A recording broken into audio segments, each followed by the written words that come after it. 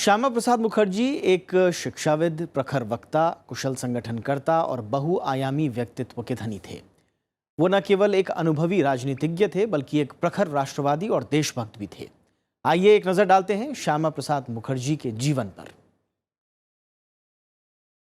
श्यामा प्रसाद मुखर्जी न सिर्फ एक शिक्षाविद और प्रखर वक्ता थे बल्कि अनुभवी राजनीतिज्ञ और कुशल संगठनकर्ता थे। श्यामा प्रसाद मुखर्जी का जन्म 6 जुलाई 1901 को एक संपन्न और प्रतिष्ठित बंगाली परिवार में हुआ था। पिता सर आशुतोष मुखर्जी बंगाल के एक जाने माने शिक्षाविद थे। श्यामा प्रसाद मुखर्जी के बचपन का नाम बेनी था, लेकिन भाइयों के मुकाबले अधिक सांवला होने के कारण सब उन्हें भूत या भूती कहकर बुलाते थे। उनकी प्राथमिक शिक्षा भवानीपुर के मित्र इंस्टीट्यूशन से हुई थी।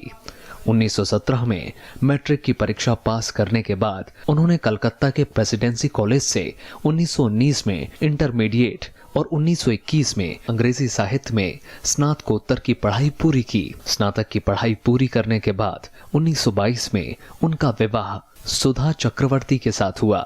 1923 में वे विश्वविद्यालय सीनेट के फेलो बने और 1923 में ही बांग्ला में एमए की परीक्षा प्रथम श्रेणी से पास की। 1924 में कलकत्ता विश्वविद्यालय से बैचलर ऑफ लॉ की परीक्षा पास करने के बाद उन्होंने कलकत्ता उच्च न्यायालय में अधिवक्ता के रूप में अपना नाम दर्ज कराया। इसके बाद 1926 में बैरिस्टर बनने के लिए इंग्लैंड चले गए और 1927 में बैरिस्टर एट लॉ की डिग्री लेकर भारत लौटे। विद्या, वित्त और विकास एकदम तो उनके जीवन के विषय में अगर कहते हैं तो इन तीनों के ऊपर आधारित था। तो विद्या, उनका जीवन का शुरू जो हुआ विद्या से हुआ। वाइस चांसलर बने कैलकाटा यूनिवर्सिटी का और 1937 में पहले बार रविंद्रनाथ टैगोर को उन्होंने बुलाया कन्वोकेशन एड्रेस देने के लिए और उन्होंने बंगला में कन्वोकेशन एड्रेस दिया। भारत लौटने के बाद 1934 में मात्र 33 साल की उम्र में कलकत्ता विश्वविद्यालय के कुलपति नियुक्त हुए और विश्व के सबसे युवा कुलपति होने का सम्मान हासिल किया। 1938 तक वे इस पद पर बने रहे। इस दौरान उन्होंने विश्वविद्यालय में अनेक रचनात्मक सुधार किए। कलकत्ता विश्वविद्यालय का प्रतिनिधित्व करते हुए 1929 में वो कांग्रेस उम्मीदवार के रूप में बंगाल विधानसभा परिषद के सदस्य चुने गए।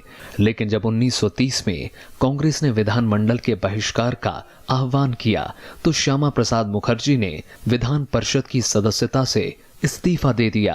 बाद में वे निर्दलीय प्रत्याशी के रूप में दोबारा निर्वाचित हुए।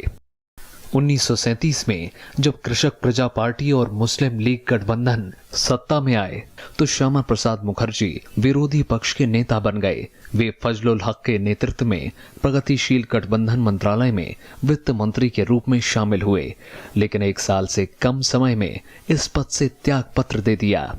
इसके कुछ दिन बाद ही वे अखिल भारतीय हिंदू महासभा में शामिल हो गए। 1940 में डॉक्टर मुखर्जी को अखिल भारतीय हिंदू महासभा का कार्यकारी अध्यक्ष नियुक्त किया गया और 1944 में वो हिंदू महासभा के पूर्ण अध्यक्ष चुने गए। वित्त मंत्री बने, progressive democratic कोalition, one of the best finance ministers, एकदम निरपेक्ष थे। एडमिनिस्ट्रेटर के हिसाब से भी एकदम अतुलनीय काम उन्होंने किया है। उसके बाद फिर उन्होंने बंगाल को बचाया। जो पश्चिम बंगाल आज है भारत में, ये उनका देन है। एक तरह से उनको कह सकते हैं कि वो जनक थे पश्चिम बंगाल का। उनको तुरंत ये समझ में आया कि पूरा बंगाल चला जाता अगर पाकिस्तान में, तो बंगाली हिंदू जो थे वो कहाँ जाते। गांधी जी की हत्या के बाद श्यामा प्रसाद मुखर्जी चाहते थे कि हिंदू महासभा को केवल हिंदुओं तक ही सीमित न रखा जाए, साथ ही ये जनता की सेवा के लिए एक गैर राजनीतिक निकाय के रूप में ही कार्य न करे। श्यामा प्रसाद मुखर्जी की मांगों को जब नहीं माना गया तो वो नवंबर 1948 में इससे अलग हो गए। आजादी के बाद तत्कालीन प्रधानमंत्री पंडित जवाहरलाल नेहरू ने उन्हें अंतरिम सरकार में उद्योग एवं आपूर्ति मंत्री के रूप में शामिल किया। दरअसल डॉक्टर मुखर्जी को केंद्रीय कैबिनेट में शामिल करना कोई आश्चर्य की बात नहीं थी।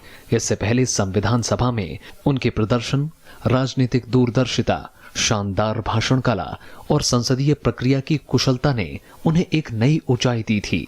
लेकिन डॉक्टर मुखर्जी ज्यादा दिनों तक मंत्रिमंडल का हिस्सा नहीं रह सके। तत्कालीन प्रधानमंत्री जवाहरलाल नेहरू और पाकिस्तान के प्रधानमंत्री लियाकत अली के बीच हुए समझौते से दुखी होकर 6 अप्रैल 1950 को श्यामा प्रसाद मुखर्जी ने मंत्रिमंडल से त्याग पत्र दे दिया। इसके बाद राष्ट्रीय स्वयंसेवक संघ के सरसंघ चालक माधव सदाशिव गोलवलकर से सलाह मशवरा करने के बाद 21 अक्टूबर 1951 को दिल्ली में भारतीय जनसंघ की स्थापना की और इसके पहले अध्यक्ष बने। 1951-52 के आम चुनावों में भारतीय जनसंघ के 3 सांसद चुने गए, जिनमें से एक श्यामा प्रसाद मुखर्जी थे। उन्होंने संसद के भीतर राष्ट्रीय जनतांत्रिक पार्टी बनाई, जिसमें 32 सदस्य लोकसभा और 10 सदस्य राज्यसभा से थे। हालांकि लोकसभा अध्यक्ष ने उसे विपक्षी पार्टी के रूप में मान्यता नहीं दी। डॉक्टर श्यामा प्रसाद मुखर्जी भारत की अखंडता और कश्मीर विलय के दृढ़ समर्थक थे। उन्होंने कश्मीर मुद्दे पर अनुच्छेद 370 को भारत की विफलता और शेख अब्दुल्ला का त्रिराष्ट्र सिद्धांत बताया। अनुच्छेद 370 के प्रावधानों को हटाने के लिए भारतीय जनसंघ ने हिंदू महासभा और राम राज्य परिषद के साथ सत्याग्रह शुरू किया। 1953 में श्यामा प्रसाद मुखर्जी कश्मीर का दौरा करने गए और इसी दौरान 11 मई को कुख्यात परमिट सिस्टम का उल्लंघन कर कश्मीर में प्रवेश करते हुए उन्हें गिरफ्तार कर लिया गया और नजरबंद के दौरान ही 23 जून 1953 को जेल में उनकी मृत्यु हो गई। Bureau report, Rajya Sabha TV.